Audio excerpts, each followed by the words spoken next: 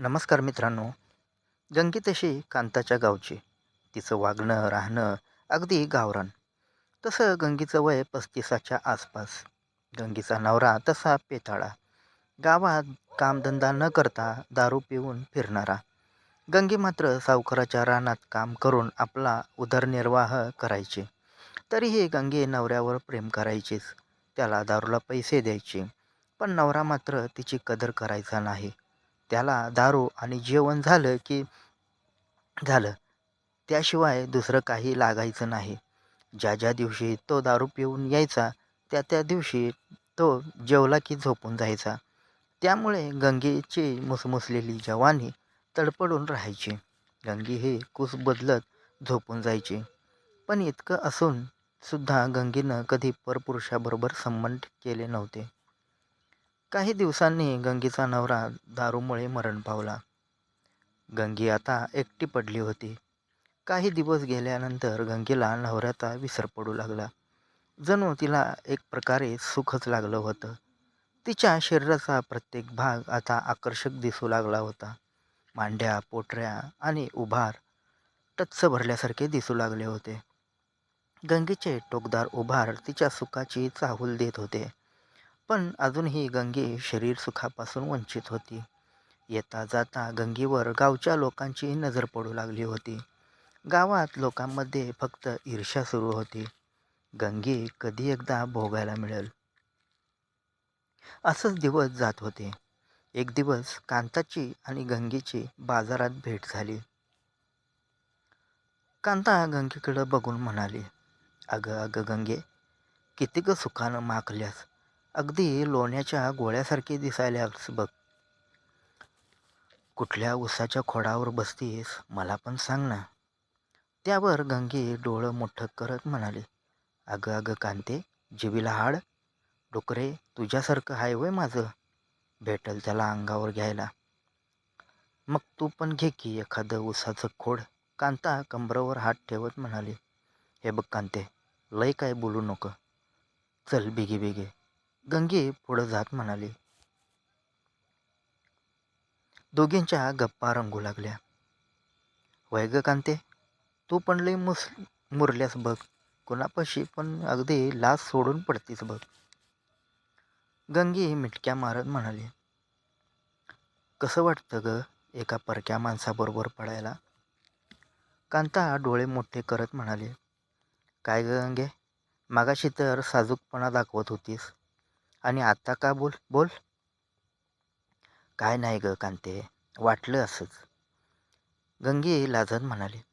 त्यावर कांता म्हणाली, तुला पण उखळ पांढरं करून घ्यायचं आहे म्हणून सांग की, का नाटक करतेस. कांते, तुला खरं सांगू का ग, माझं पण उखळ लई तुंबले बघ. कधी कधी असं वाटतं एखादं मुसळ बघावं आणि चांगलं मन भरवून चोकावं. हातानं धरून उखळीत सोडावं. पण काय करू, जरा भीती वाटते बघ. आणि असा कडक मुसळीवाला कोण मला भेटणार. माझी नाही धाडस होत बाई. गंगे गालावर हात ठेवत म्हणाले. त्यावर कांता म्हणाली, अगं गंगे, तू फक्त एकदा तयार हो, मग बघ कसं तुझ्या उकळीला चांगला मुसळधार गडी बघती. खरं कांते, काय झालं बिलं तर. गंगे दचकत म्हणाले, अगं गंगे, इतकं दिवस नवऱ्याचं मुसळ हाताळत होतीस, मग त्यात काय इतकं भ्यायचं. बघू काय सांग. कांता गंगेला चापटी मारत बोलू लागले. अगं कांते, तू म्हणतेस तर होते तयार, पण करायचं कुठं. त्यावर कांता म्हणाली, आता हाय का तुझ्या घरात, आता तू एकटीच असतीस नव, मग तुझ्या घरातच करूया कार्यक्रम. करूया म्हणजे तू पण करणार माझ्याबरोबर. कांतीकडं बघत गंगे म्हणाली. त्यावर कांता, अगं गंगे, तुझ्या निमित्तानं माझी पण जरा घेते की रिकामी करून. बोल कधी करूया कार्यक्रम. कांता थोडी मिश्किलीनं म्हणाली. त्यावर गंगे म्हणाली, करूया, खरं मला जरा खोड निभारच बघ. लई दिवसापासून पाणी आत तुंबलं या बघ. त्यावर कांता म्हणाली, वय वय, निभारच बघती. चल आज का रात्रीच कार्यक्रम करूया. कांताच्या नेहमीचा नारू नावाचा गडी अंगाने अगदीच काठी, पण त्याचं खोडवं मात्र मजबूत आणि टिकाऊ होतं. नारूला कांतानं गंगीच्या घरात बोलावून घेतलं. नारूचा काटकपणा कांताला माहीत होता. नारूबरोबर उसातली भानगड कांतानं बऱ्याच वेळेला केली होती. नारू जेव्हा आला तेव्हा गंगी कांताला नारूकडं बघत म्हणाली, कांते, हा काठी पैलवान किती टिकणार ह्याला बोलवल्यास? त्यावर कांता म्हणाली, अगं गंगे, त्याच्या अंगावर जाऊ नको. त्याचं खोडवं बघ, नुसतं रगडून काढतूया. गंगे आणि कांता नारूला घेऊन आतल्या खोलीत गेल्या. तशी कांता गंगेला म्हणाली, गंगे, जा त्याच्या मिठीत आणि घे उखळ पांढरं करून. तशी गंगीसुद्धा घाबरलीच होतीच. तिचं होठ थरथर कापत होतं. थरथरत्या पायाने गंगी नारूजवळ गेली. नारूनं गंगीचा चेहरा आपल्या दोन्ही हाताने धरत गंगीच्या ओठावर आपले होठ ठेवून किस करू लागला. तशी गंगेच्या अंगात विजेसारखी आग लागली.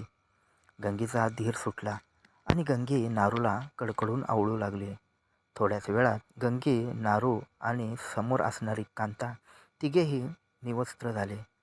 गंगी तर वासनेनं पेटून उठली होती. कांता पण आता चांगलीच गरम झाली होती.